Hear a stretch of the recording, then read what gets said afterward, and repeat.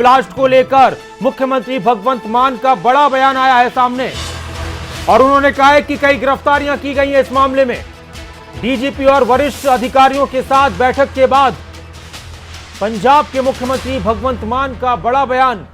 पंजाब का माहौल खराब करने की कोशिश हो रही है, पंजाब का माहौल खराब करने की कोशिश हो रही है। इस वक्त की एक अहम खबर, पंजाब इंटेलिजेंस दफ्तर में धमाका हुआ और इस धमाके को लेकर बहुत सी अपडेट सामने आ रही हैं। कुछ गिरफ्तारियां हो चुकी हैं, मुख्यमंत्री भगवंत मान का बयान, कुछ गिरफ्तारियां हो चुकी हैं, कुछ और गिरफ्तारियां होंगी, दोषियों को बख्शा नहीं जाएगा। शाम तक इस मामले में और भी खुलासे होंगे, सख्त से सख्त कार्रवाई की जाएगी। वो सजा देंगे, ऐसी सजा देंगे कि पीढ़ियां याद रखेंगी। शाम तक इस मामले का पूरा खुलासा होने की बात कही है पंजाब के मुख्यमंत्री भगवंत मान ने। एक बड़ी खबर, जिस तरह से एक के बाद एक आतंकी साजिशें और आतंकी हमलों की खबरें आ रही हैं, वो बहुत कुछ बयान कर रही हैं। मोहाली ब्लास्ट पर सीएम भगवंत मान की बैठक हुई है डीजीपी और वरिष्ठ अधिकारियों के साथ। बैठक के बाद सीएम भगवंत मान ने बयान दिया है कि आतंकियों के मंसूबों को कामयाब नहीं होने देंगे।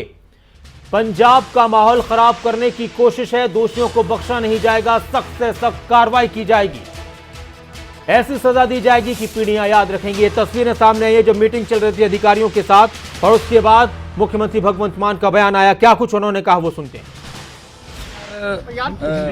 काफी अरसे तो पंजाब का माहौल खराब करने ਦੀਆਂ ਕੋਸ਼ਿਸ਼ਾਂ ਜਿਹੜੀਆਂ ਦੇਸ਼ ਦੇ ਦੁਸ਼ਮਣਾਂ ਵੱਲੋਂ ਹੁੰਦੀਆਂ ਰਹਿੰਦੀਆਂ ਨੇ ਔਰ ਪੰਜਾਬ ਦਾ ਜਿਹੜਾ ਭਾਈਚਾਰਾ ਉਹ ਇੰਨਾ ਮਜ਼ਬੂਤ ਹੈ ਕਿ ਉਹਨਾਂ ਦੀਆਂ ਕੋਸ਼ਿਸ਼ਾਂ ਦੇ ਬਾਵਜੂਦ ਉਹਨੂੰ ਉਹ ਆਪਣੇ ਇਰਾਦਿਆਂ 'ਚ ਸਫਲ ਨਹੀਂ ਹੁੰਦੇ। ਕੱਲ ਰਾਤ ਜੋ ਮੋਹਾਲੀ ਦੇ ਵਿੱਚ ਘਟਨਾ ਹੋਈ ਹੈ, ਮੈਂ ਡੀਜੀਪੀ ਸਾਹਿਬ ਨਾਲ ਸਾਰੇ ਇੰਟੈਲੀਜੈਂਸ ਦੇ ਅਫਸਰਾਂ ਨਾਲ ਮੀਟਿੰਗ ਲਈ ਹੈ ਔਰ ਸਾਰਾ डिटेल जी है वो निकल रही है और गिरफ्तारियां कुछ हो भी गई, कुछ हो जाएंगियां तो जड़ां तक पहुँच जाएंगे। तो मैं यही बार बार कहना चाहता तुहाडे जरिए कि जिन्हें भी पंजाब का माहौल खराब करने की कोशिश की थी वो बख्शिया नहीं जाऊगा, सख्त तो सख्त सज़ा मिलूगी।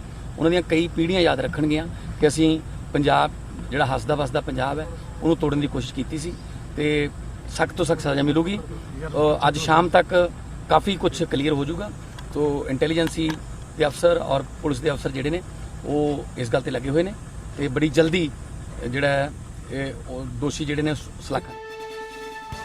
और इस खबर पर मेरे साथ मेरी सहयोगी अवंतिका यादव जुड़ चुकी हैं चंडीगढ़ से लाइव। अवंतिका, एक के बाद एक कई घटनाएं सामने आई हैं। करनाल में आतंकवादियों को पकड़ा गया, विस्फोटक पदार्थ बरामद किया गया, उसके बाद कुछ और साथी कुछ और चीजें निकलकर सामने आई। पंजाब में इंटेलिजेंस ऑफिस पर यह हमला होता है, खालिस्तान के झंडे हिमाचल में फहराए जाते हैं। क्या इन तमाम खबरों को किस तरह के मंसूबों से जोड़कर देखा जाए? और पंजाब के मुख्यमंत्री का यह कहना कि गिरफ्तारियां हो चुकी हैं, कुछ और होंगी, आतंकियों के मंसूबे कामयाब नहीं होने देंगे। बिल्कुल नासिर, देखिए सबसे पहले जिक्र अगर पंजाब के मुख्यमंत्री का ही करूं, भगवंत मान ने जो बयान दिया है अभी बैठक के बाद में, उन्होंने कहा है कि अरसे से पंजाब के भाईचारे को बिगाड़ने की कोशिश जो राष्ट्र विरोधी ताकतें हैं, देश विरोधी ताकतें हैं, वो करती रही हैं, लेकिन उनके मंसूबों को कामयाब नहीं होने दिया जाएगा।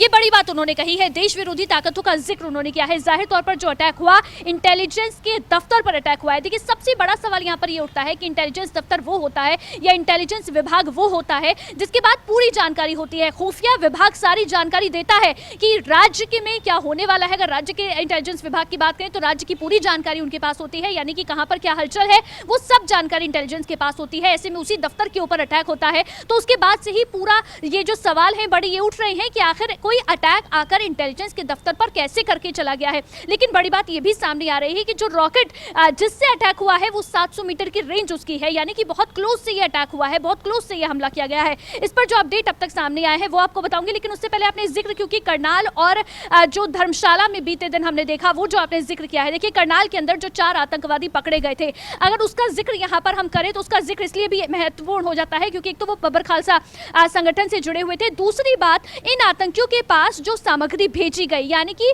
जो गोलियां, बारूद और आईईडी भी भेजे गए थे, सब ड्रोन के माध्यम से उनको सप्लाई किया गया था। आप देखिए ड्रोन के साथ में ये जो सप्लाई की चीजें हैं, ये हाल फिलहाल में बहुत ज्यादा पंजाब में बढ़ गई हैं। इससे पहले भी आरडीएक्स की सप्लाई ड्रोन के जरिए हुई थी। यहाँ तक कि अगर इस ताजा मामले की भी मैं बात करूं तो इसमें भी जो अभी तक जानकारी सामने आई है कि ये अटैक के लिए जो ये रॉकेट लाया गया था, ये ड्रोन के जरिए लाया गया था। तो यानी कि ड्रोन एक बहुत महत्वपूर्ण इस समय उपकरण है जो इस समय यूज कर रहे हैं जो देश विरोधी ताकतें हैं, उनके माध्यम से यूज किया जा रहा है। और ऐसे में पंजाब के लिहाज से इसलिए भी महत्वपूर्ण हो जाता है क्योंकि पंजाब एक बॉर्डर स्टेट है, पंजाब का बॉर्डर पाकिस्तान से मिलता है। ऐसे में पाकिस्तान की तरफ से ये सप्लाई होती है, ये भी कई बार सामने आया है। इससे पहले बीते दिन तरनतारन में भी आरडीएक्स बरामद हुआ था जो ड्रोन से ही सप्लाई किया गया था। तो ये बहुत सारी चीजें हैं जो इस समय चल रही हैं और अब ये एक के बाद एक जो चीजें सामने आ रही हैं। धर्मशाला का जिक्र आपने किया क्योंकि धर्मशाला के अंदर भी बीते दिन खालिस्तान के झंडे लगे, दीवार पर धर्मशाला के विधानसभा भवन की दीवार पर खालिस्तानी पंजाबी में लिखा गया।